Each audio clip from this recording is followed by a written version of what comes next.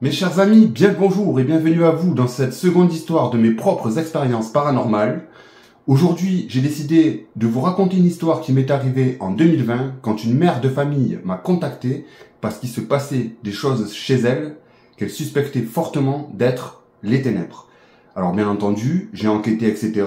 Et si aujourd'hui cette vidéo paraît sur la chaîne, c'est que bien entendu, il y a une connotation démoniaque à cette affaire. Alors bien entendu, comme pour la première vidéo, je tiens à prévenir l'audience, il n'y a pas de lévitation, il n'y a pas de tête qui tourne à 180 degrés comme dans l'exorciste ou autre, rien de tout ça les amis. Sachez avant tout que ces vidéos, si elles paraissent sur la chaîne, c'est par prévention.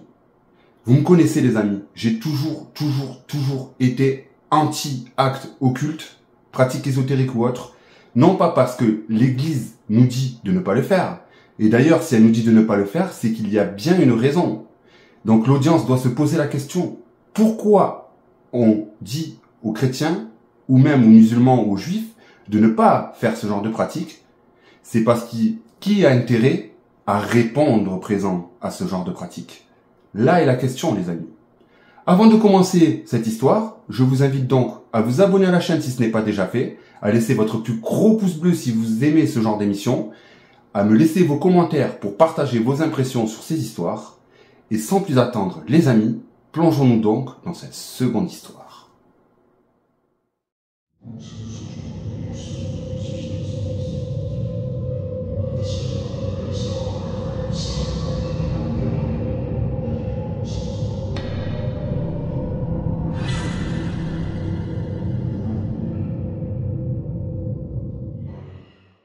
Les amis, l'histoire que je vais aujourd'hui vous raconter se passe durant le mois de février 2020. Donc c'est juste avant, pour ceux qui m'ont connu à cette époque-là, Esoteria.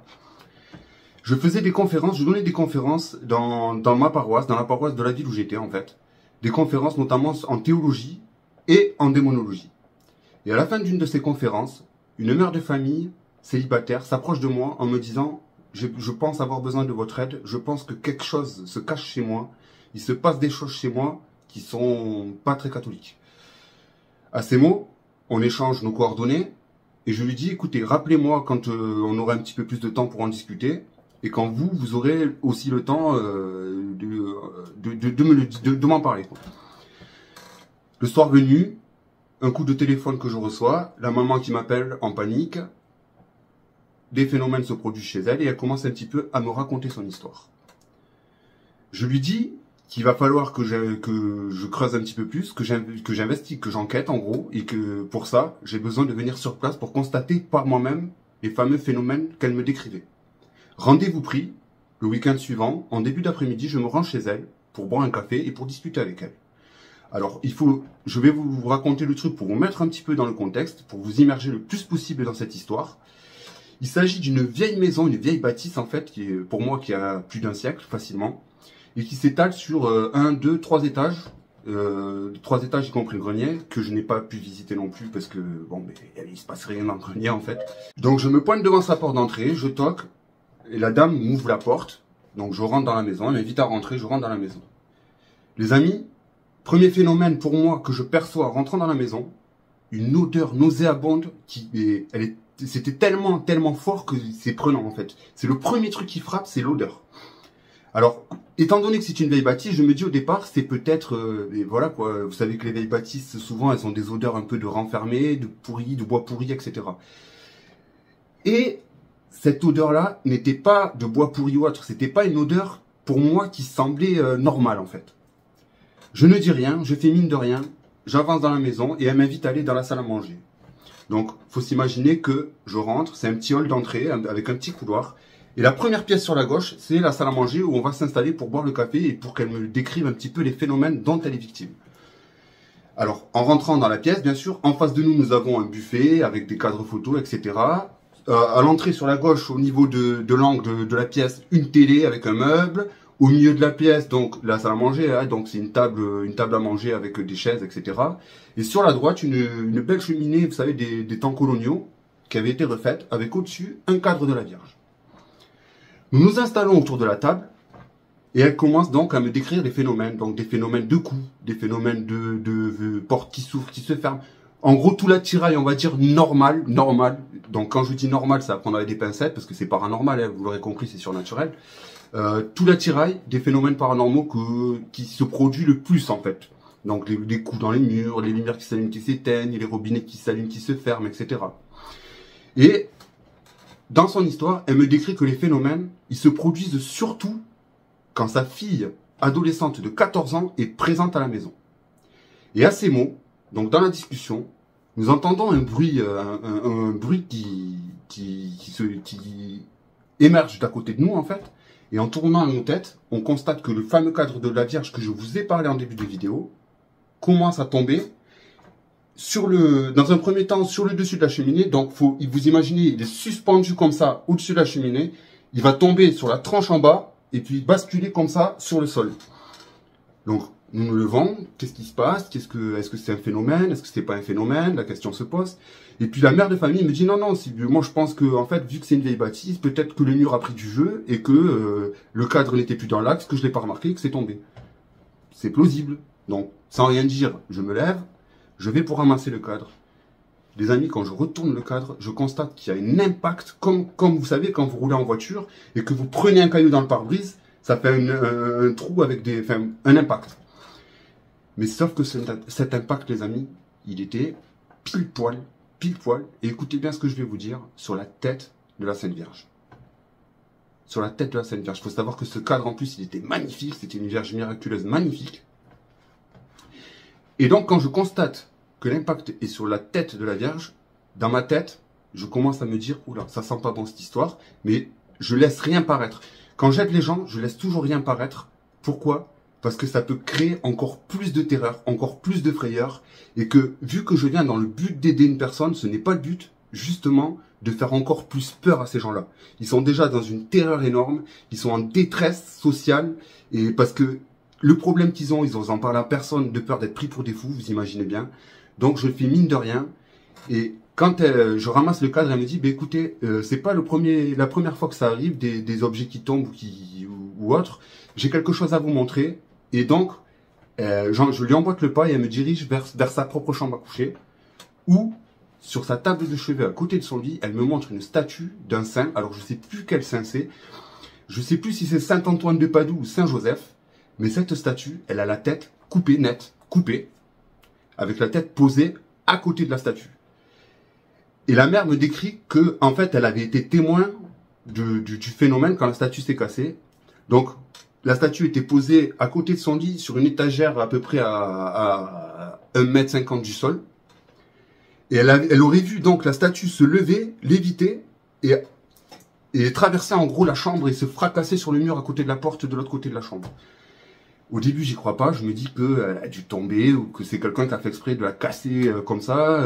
C'est des phénomènes, tout ça, que si vous regardez des films genre L'Exorciste de Conjuring, les productions hollywoodiennes, ils font toujours des trucs comme ça aussi, qu'il y a des statues religieuses cassées. Ça rend plus crédible le truc.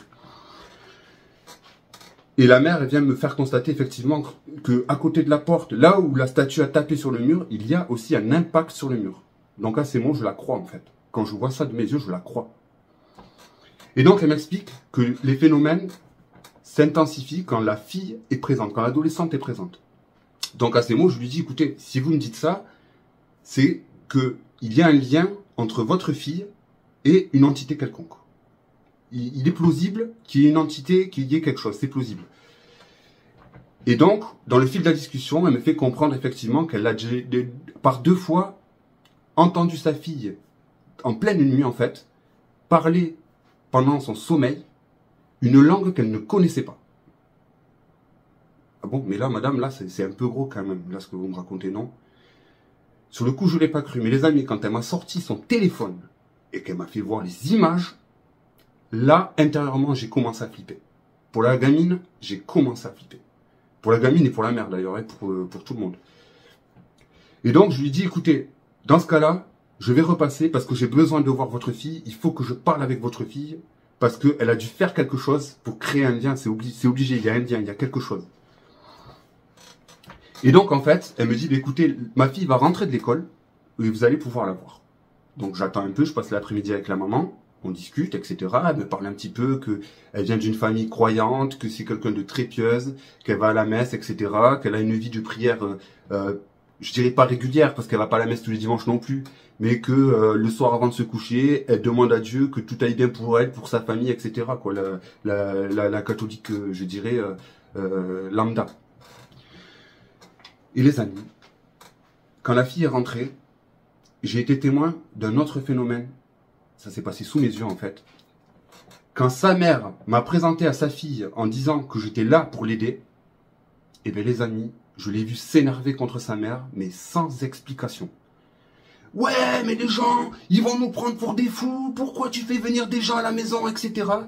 Et puis quand la mère essayait de se justifier, plus la mère essayait de se justifier, plus le comportement de sa fille devenait de plus en plus agressif. Sur le coup, j'ai pas parlé avec elle parce que je savais que si elle était influencée, ça allait se retourner contre moi. Mais vous savez qu'intérieurement, je faisais des prières. Je vous salue Marie pleine de grâce, etc. Le Pater Noster, le Je vous salue Marie et toutes les prières de délivrance que je connais, la prière à Saint-Michel-Archange, etc. Du coup, les phénomènes se calment un peu et je vois la fille se diriger dans sa chambre et j'emboîte le pas. Parce que moi, je veux lui tirer les verres du nez. Je veux savoir qu'est-ce qui s'est passé. T'as dû faire quelque chose, en fait. Je la suis. Je rentre dans sa chambre.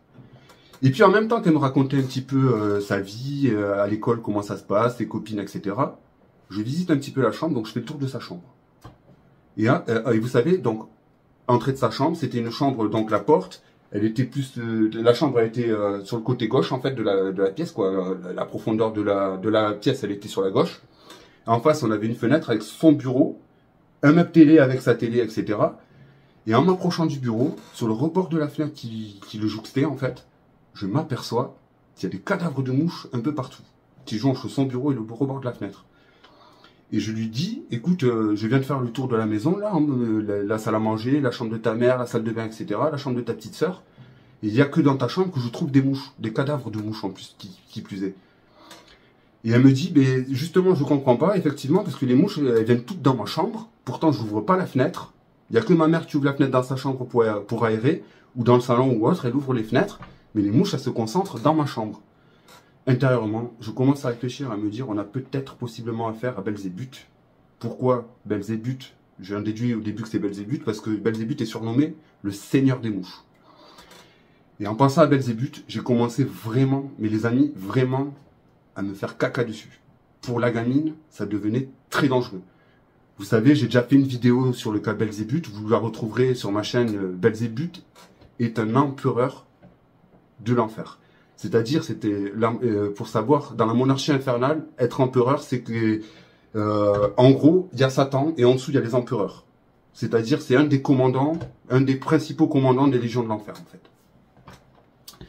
Et donc, je continue ma visite, tout en rassurant la gamine en lui disant, t'inquiète pas, ça va aller. Il va falloir que, par contre, que tu me dises si tu as fait quelque chose que tu n'aurais jamais dû faire.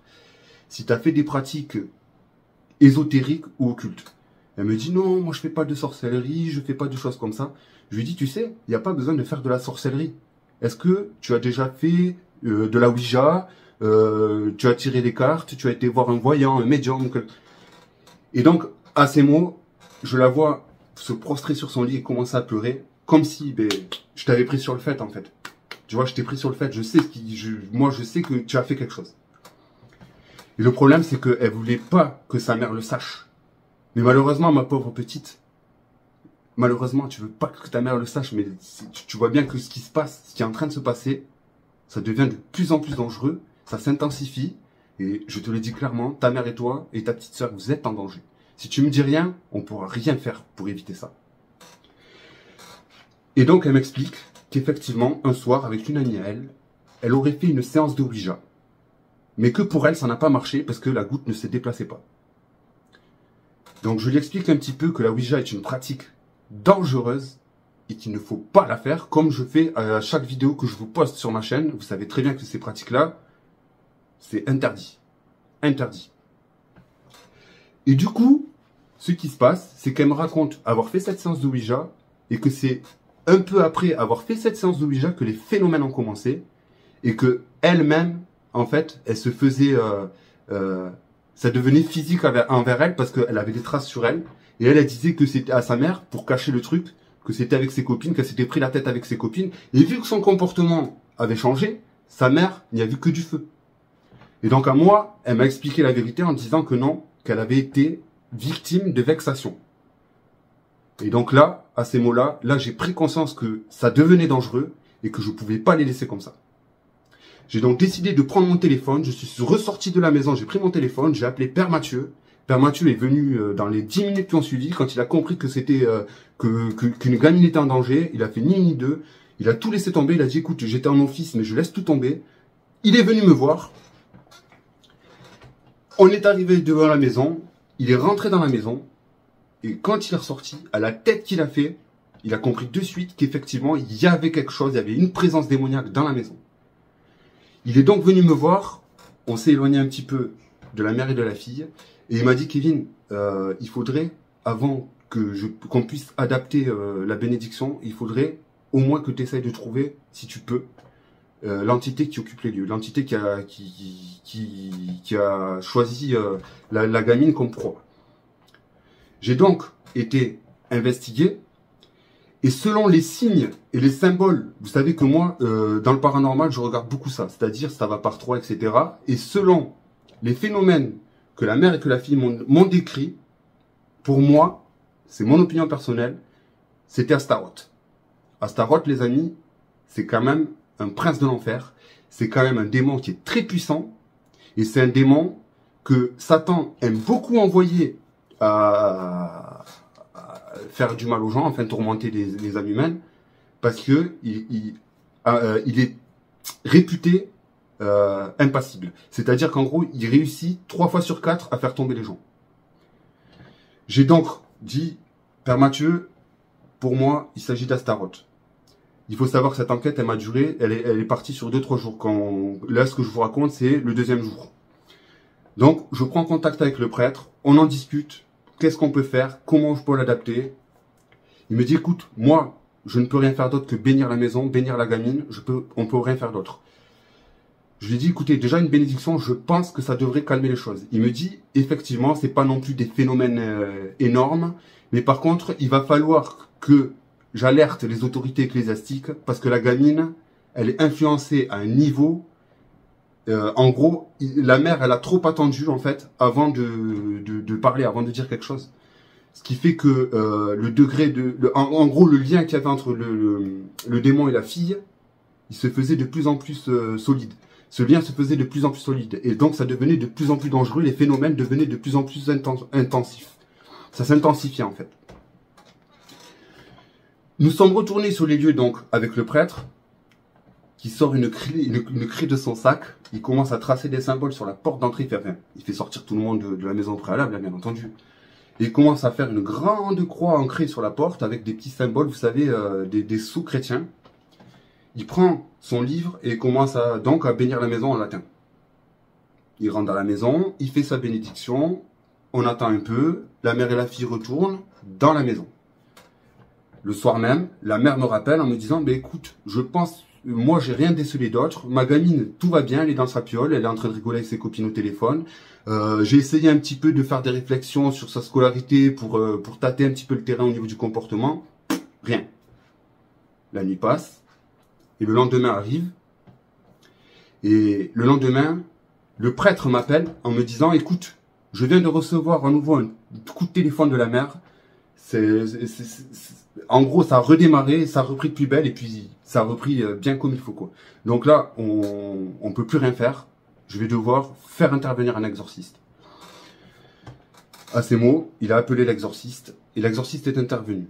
Malheureusement, encore une fois, je n'ai plus de contact avec la mère et la fille. J'ai juste su, quelques mois plus tard, grâce à Père Mathieu, que c'est rentré dans l'ordre. En fait, c'est rentré dans l'ordre, cette histoire est rentrée dans l'ordre. Par contre, de ce que je sais aussi, la gamine a dû subir un exorcisme parce qu'effectivement, vu que le lien était tellement fort, que le démon, en fait, il a pas voulu s'éloigner de la gamine. Donc, suite à cet exorcisme, les suites de cet exorcisme, etc., je n'ai pas la suite. Malheureusement, je n'ai plus contact avec ces gens-là. Ils n'ont pas cherché à reprendre contact avec moi. Et vu que moi, j'avais perdu les coordonnées, malheureusement, j'ai pas pu les retrouver. Et Si vous voyez cette vidéo d'ailleurs à l'heure d'aujourd'hui, je vous demande de reprendre contact avec moi pour savoir justement comment ça s'est soldé. La morale de cette histoire, les amis, c'est que, encore une fois, quand je vous dis que les pratiques occultes sont dangereuses, ce n'est pas pour rien. Et vous allez voir qu'au travers de mes histoires paranormales, en général, les gens cherchent la merde et c'est pour ça que le démon intervient dans leur vie. C'était Kevin, allez en paix et que Dieu vous bénisse.